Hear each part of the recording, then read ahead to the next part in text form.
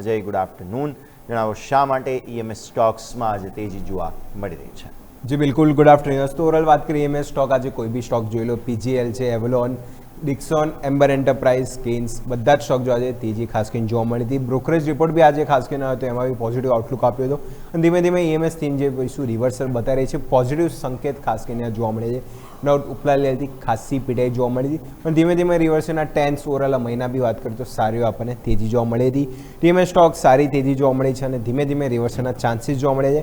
No doubt છેલ્લા 5 મહિના ખાસા આપણને ઇસ્યુ ઈએમએસ થીમ માટે થોડા આપણને કપરા રહ્યા હતા પણ ધીમે ધીમે જે પોઝિટિવ સંકેત જે ફેડ પોલિસીમાં બી આપણને જોવા મળ્યું હતું અને ખાસ કરીને જે કંપનીના જે રિસેન્ટ નંબર્સ ખાસ કરીને જો ઓર્ડર બુક એના લીધે સારો ગ્રોથ જોવા મળે છે અને આગળ વર્ષોમાં ખાસ કરીને જે કહી રહ્યા છે કે ડિમાન્ડ જે ઈએમએસ થીમની છે વધારે મજબૂત અહીંયાથી ખાસ કરીને જોવા મળશે. જે ફિનિશ પ્રોડક્ટ અને જે એસેમ્બલી કોમ્પોનેન્ટ છે, જે પીસીબી મેન્યુફેક્ચરિંગ, આમાં બીજું કંપની આ બધી જ કંપની જે કામકાજ વધાર્યું છે અને જે કેન્દ્ર સરકાર દ્વારા જે એફડીઆઈ પોલિસી હતી જે મંજૂર મળી એને બી સીધો સપોર્ટ ખાસ કરીને જોવા મળ્યો છે. મેન્યુફેક્ચરિંગ ઇન્વેસ્ટમેન્ટ પણ ક્યાં ને ક્યાંય જો જે ઈએમએસ એનું વધારવાનો એ લોકો ટાર્ગેટ રાખી રહ્યા છે FY 26 થી 28 સુધીમાં.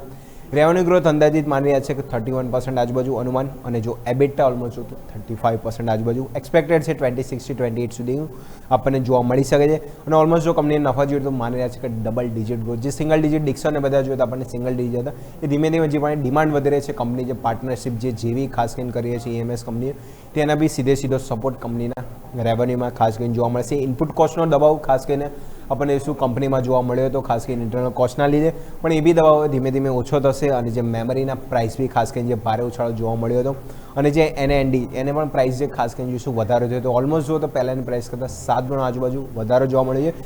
એ બી ક્રિટિકલ એટલે બેનિફિટ જોવા મળશે અને જે ક્રિટિકલ સેક્ટર જે ઇન્વેસ્ટમેન્ટ માટે બી ખાસ કરીને જે મંજૂરી આપી દેવામાં આવી છે અને ક્રિટિકલ સેક્ટરમાં બી આ બધી કંપનીઓ જે પણ જે કામકાજ કરશે તો સીધો બેનિફિટ ખાસ કરીને ત્યાંથી જોવા મળી શકે છે.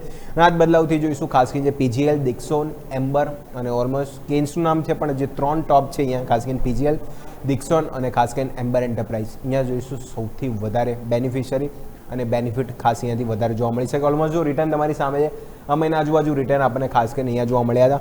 નેક્સ્ટ ઓવરઓલ જો ઓર્ડર બુક આઉટલુક જોઈએ તો ઓર્ડર બુક આઉટલુક બી ખાસ કરીને જોઈશું કંપનીને કમ્પેર કરીએ તો ખાસ કરીને જો ઓર્ડર બુકમાં ઓલમોસ્ટ જોઈશું કેન્સ ટેકનોલોજી અહીંયા ઓલમોસ્ટ જો તો જે 8,300 આજુબાજુ જે આઉટલુક રાખે છે યર ઓન યર જો તો 26% આજુબાજુ ગ્રોથ સાયરામાં છે, એવલોન, સાઇન ડીલેમ ઓલમોસ્ટ જોઈશું ઓર્ડર બુક અને જો ગ્રોથ જો યર ઓન યર તો આપણને શું ડબલ ડિજિટ ગ્રોથ કે ઓર્ડર બુક એ લોકો અંદાજિત માની રાખે કે ઓર્ડર બુક આવનારા વર્ષમાં અહીંયાથી વધવાના ચાન્સીસ છે.